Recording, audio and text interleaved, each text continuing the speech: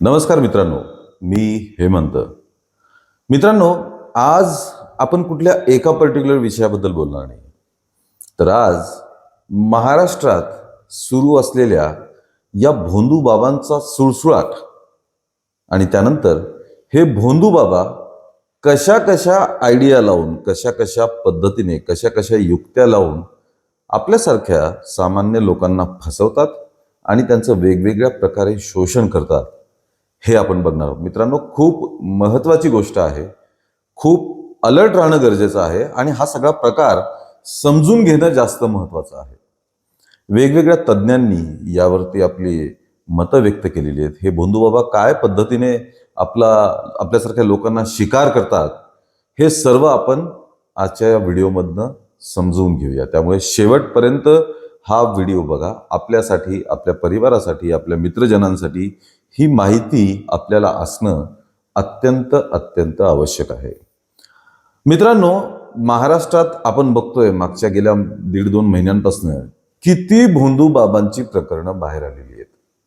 सर्वात जास्त गाजलेलं ते नाशिकचं भोंदू बाबा अशोक खरातचं प्रकरण. त्यानंतर राजेंद्र गडगे, मनोहर भोसले असे एक ना अनेक वसईमधनं, सोलापूरमधनं या भोंदू बाबांची प्रकरणं बाहेर यायला लागली. या सर्व भोंदू बाबांच्या प्रकरणात जवळपास 2 ते 3 गोष्टी या कॉमन असल्याचं दिसून आलं आपल्याला. एक तर महिलांचं लैंगिक शोषण, दुसरं आर्थिक घोटाळे, म्हणजे अक्षरशः लूटमार करून वेगवेगळ्या पद्धतीने जमवलेली अमाप संपत्ती. म्हणजे कष्टकरी लोक जे आहेत त्यांच्या नशिबी एवढी संपत्ती असणं शक्यच नाही. जे घाम गाळून प्रामाणिकपणे काम करतात ते इतकी माया जमवूच शकत नाहीत. पण या भोंदू बाबांकडं करोडो अब्जो रुपये संपत्ती, मालमत्ता, जमीन, फ्लॅट्स, वेगवेगळ्या मोठ्या मोठ्या शहरांमध्ये फ्लॅट्स, हे सगळे आढळून आलेले आहेत. आणि त्याचप्रमाणे अंधश्रद्धा पसरवणे हा सुद्धा या भोंदू बाबांचा मुख्य कार्यक्रम. सगळ्या प्रकरणांमध्ये या 2-3 गोष्टी आपल्याला कॉमन दिसून येतात. हे असं का होतं? म्हणजे दिसून येते की हे आपल्याला फसवतायत, पण त्या क्षणी आपल्याला ही गोष्ट का समजून येत नाही? यामागे काही कारणं आहेत, यामागे काही युक्त्या आहेत. त्या समजून घेणं आपल्यासाठी अत्यंत महत्त्वाचं आहे. मित्रांनो, तज्ज्ञांच्या मते अशी फसवणूक होण्यामागे 2 प्रमुख कारणं असतात. एक तर हात चलाखी, दुसरं संकटकाळी किंवा समस्येत, अडचणीत असताना सामान्य लोकांची झालेली मानसिकता, म्हणजेच सायकोलॉजी. आणि त्यामागे अजून एक कारण, हे भोंदू बाबा असं होत नाही की नुसतं दुकान उघडून बसले आणि लोक जाऊन फसायला लागले त्यांच्याकडे. असं होत नाही मित्रांनो. इतक्या मोठ्या प्रमाणात लोकांची फसवणूक आणि पिळवणूक करणं म्हणजे त्यासाठी यांनी सुव्यवस्थित रचलेलं जाळं असतं आणि त्या जाळ्यात आपण अडकतो. पहिला सर्वात महत्त्वाचा मुद्दा म्हणजे हे भोंदू लोक जेव्हा एखाद्या शहरात आपलं काम सुरू करतात लोकांना फसवण्याचं, त्यावेळी ते एकटे नसतात. ते एकटे बसून लोकांना फसवत नसतात. यांचं रितसर रॅकेट हे बाहेर समाजामध्ये फिरत असतं. समाजात ह्यांचे एजंट म्हणा, यांचे नौकर म्हणा, कोणीही म्हणा, हे लोक समाजात फिरून वेगवेगळ्या लोकांची माहिती घेत असतात आणि त्यासोबतच या भोंदू बाबाबद्दलचे काही दावे, खोटारड्या गोष्टी या लोकांमध्ये पसरवत असतात. म्हणजे लोकांची माहिती घेणे आणि या भोंदू बाबांची माहिती पसरवणे, हे काम हे एजंट लोक करत असतात. त्यांना दिसलं की अमुक एखादी स्त्री किंवा पुरुष किंवा जोडपं हे फसू शकतं, हे आपल्या भोंदू बाबापर्यंत जाऊ शकतात, की त्याची पूर्ण माहिती ते आजूबाजूला विचारून किंवा गुप्त पद्धतीने काढतात आणि त्या भोंदू बाबाकडे आधीच नेऊन देतात. मग जेव्हा ती स्त्री, तो पुरुष किंवा ते जोडपं त्या बाबासमोर येतं, तेव्हा हा बाबा त्यांच्याबद्दल त्यांना खडाखडा सांगायला लागतो. आपल्याला वाटतं, अरे आपण त्यांना आज पहिल्यांदा भेटतोय, कधी बोलणं नाही, ओळख नाही, काहीच नाही, कुठली लिंक नाही, तरी यांना आपल्याबद्दल एवढी माहिती कशी? सपोज एखाद्या स्त्रीला मूलबाळ होत नाहीये, त्या जोडप्याला मूलबाळ होत नाही. आता आपल्याकडे स्त्रीला मूलबाळ न होणं हे पूर्णपणे स्त्रीची चुकी समजली जाते. ऍक्च्युली त्या जोडप्याला मूलबाळ होत नसतं आणि बऱ्याच वेळा जोडप्यामधल्या स्त्रीचा दोष नसून तो दोष हा पुरुषामध्ये असतो. यात गुन्हा नाही किंवा कुठली लाज करण्याची गोष्ट नाहीये. ही बायोलॉजिकल प्रोसेस आहे, याच्यामागे सायन्स आहे. मूलबाळ होण्यासाठी ज्या गोष्टी लागतात त्या गोष्टीची कमतरता दोघांपैकी कोणातही असू शकते, आणि कोणातही असली तर मूलबाळ होत नाही. मग त्याच्यावरती वैद्यकीय उपचार आहेत आणि बऱ्याच गोष्टी आहेत. खैर, तो आपला विषय नाहीये. पण जेव्हा मूलबाळ होत नसतं तेव्हा सर्वात जास्त दबाव हा त्या स्त्रीवरती असतो. त्यामुळे मूलबाळ न होण्याच्या दुःखापेक्षा समाजाचा, घरच्यांचा, सासरच्या लोकांचा दबाव हेच त्या स्त्रीसाठी संकट बनून जातं. आणि मग या संकटातून बाहेर निघण्यासाठी ती स्त्री किंवा ते जोडपं काहीही करायला तयार होतं. मग हे जोडपं जातं भोंदूबाबाकडे. भोंदूबाबाकडे आधीच माहिती आलेली असते. भोंदूबाबा सांगतो, तुम्हाला इतक्या वर्षांपासून मूलबाळ होत नाहीये, तुम्हाला इतके वर्ष लग्नाला झालेले आहेत, पण अमुक अमुक उपाय केला तर तुम्हाला मूलबाळ होईल. आणि मी जसं म्हणलं, संकटात आपली सायकोलॉजी बिघडलेली असते, आपली विचार करण्याची क्षमता कमी झालेली असते, आणि मग आपल्याला वाटतं चला हे करून बघू, संकटातून तो बाहेर पडू, आणि मग त्या नादी लागून आपण आर्थिक पिळवणूक करून घेतो. जर ती स्त्री एकटी त्या बाबाकडे गेली असेल तर त्या बाबाला तिचं लैंगिक शोषण करण्याची संधी मिळते. आणि खरासारखा बाबा तर मग अशा गरजू महिलेला गुंगीचं औषध देतो, काही देऊन त्यांचं लैंगिक छळ, लैंगिक पिळवणूक करत असतो. ही झाली रॅकेटची पद्धत.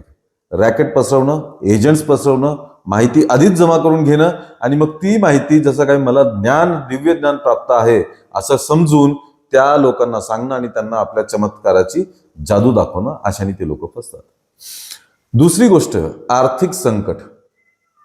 हे पण आपल्याला कॉमनली माहिती आहे की एखाद्याला नोकरी लागत नाही, गरिबीची परिस्थिती असते, गरिबीमुळे ते परेशान झालेले असतात, आणि मग आपल्याला खूप मोठा पैसा मिळावा यासाठी आपण मग वेगवेगळ्या युक्त्या लावायला लागतो. मग अशा भोंदूबाबांकडे जातो.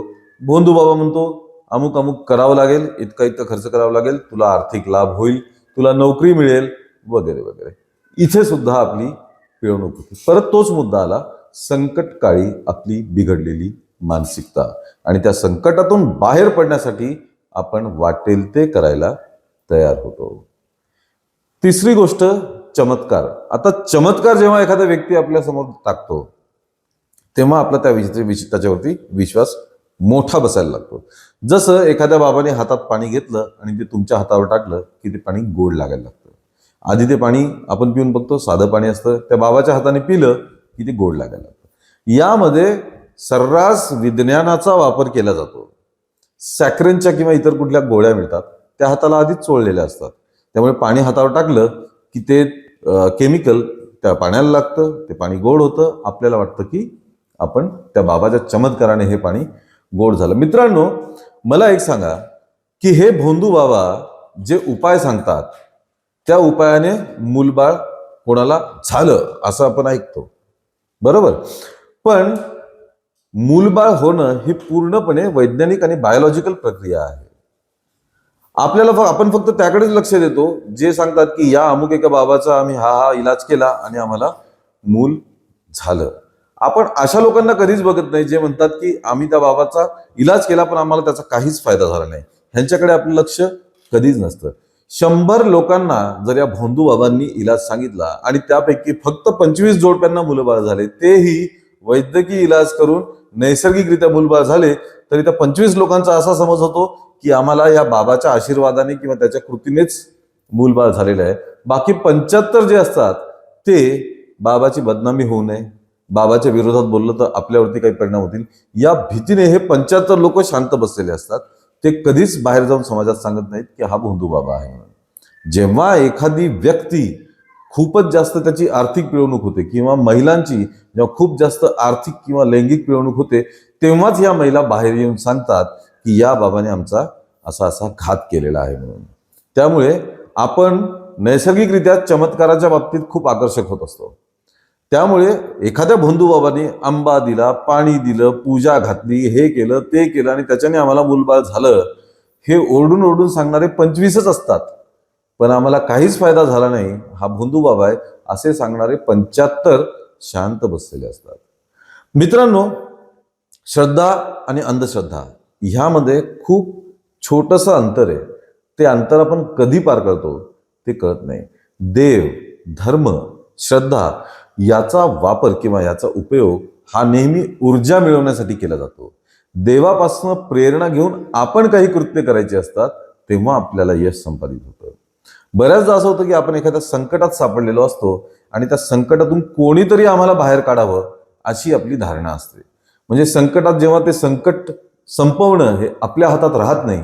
जसं आर्थिक अडचण असेल एखादी, आर्थिक अडचणीमध्ये जेव्हा कळून येतं की आपल्याकडे पैसा नाहीच आहे, आपण पैसा कमवतच नाही, तेव्हा आपण मग देवाचा धावा करतो किंवा कोणीतरी येऊन आपल्याला वाचवावं, कोणीतरी येऊन आपल्याला या संकटातून बाहेर काढावं अशी आपली धारणा होते. आणि मग अशा धारणेत आपली जी मनस्थिती असते त्या मनस्थितीचा हे भोंदू लोक वापर करतात आणि त्याचा गैरफायदा घेत असतात.